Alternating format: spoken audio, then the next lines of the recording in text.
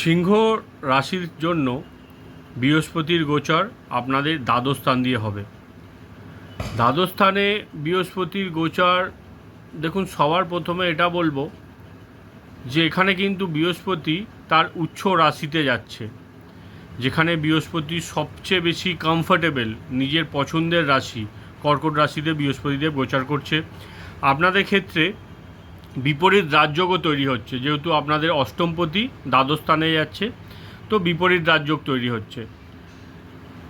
অনেক জায়গায় যেখানে ধরুন আপনারা আটকে গেছিলেন, বেরোতে পারছিলেন না, কোনো রাস্তা দেখতে পাচ্ছিলেন না, এবার কিন্তু আপনারা সেই সব জায়গা থেকে বেরিয়ে আসতে পারবেন বা সমস্যাগুলোর সমাধান করতে পারবেন।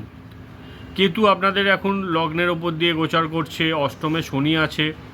হেলথ ইস্যু অনেকেই ফেস করেছেন, যাদের এই সময় কিছু নেগেটিভ গ্রহের দশা অন্তর্দশা চলছে, তারা এই কথাটা আমার কথাটা তারা রিলেট করতে পারবেন। কিছু না কিছু বিষয় হয়তো মেডিসিন খেতে হয়েছে বা ডক্টরের সাথে পরামর্শ করতে হয়েছে।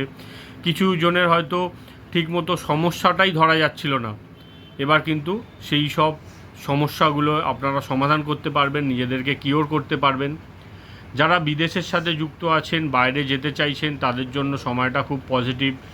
আপনাদের দেখুন দ্বাদশ ঘরটা পুরোপুরি অ্যাক্টিভেট আছে। যারা হসপিটাল রিলেটেড কাজকর্মের সাথে যুক্ত আছেন, তাদের জন্য সময়টা ভালো, গ্রোথ তারা দেখতে পাবেন। অগ্নি রাশিগুলোর ক্ষেত্রে মানে মেষ, সিংহ, ধনু, এই রাশিগুলোর ক্ষেত্রে প্রপার্টি সেল করার জন্য ভালো সময়, বা প্রপার্টি সেল করে নতুন যদি কিছু আপনারা প্রপার্টি নিতে চাইছেন, তার সুযোগও আপনারা কিন্তু পেয়ে যাবেন।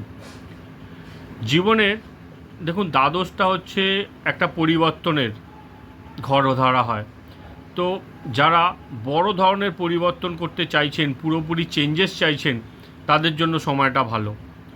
এই সময় আপনাদেরকে একটা জিনিসের খেয়াল একটু রাখতে হবে যে বৃহস্পতি দ্বাদশ স্থানে আসলে কিন্তু খরচও বড় বড় করায়।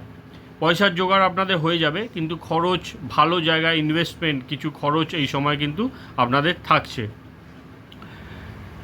বৃহস্পতি শুভ রেজাল্ট আপনাদেরকে দেবে যতদিন বৃহস্পতি ডাইরেক্ট মোশনে থাকছে। বৃহস্পতি রেট্রোগেড হচ্ছে 11ই নভেম্বর, তারপরের কিন্তু স্থিতি একটু আপনাদের জন্য চেঞ্জ হতে পারে।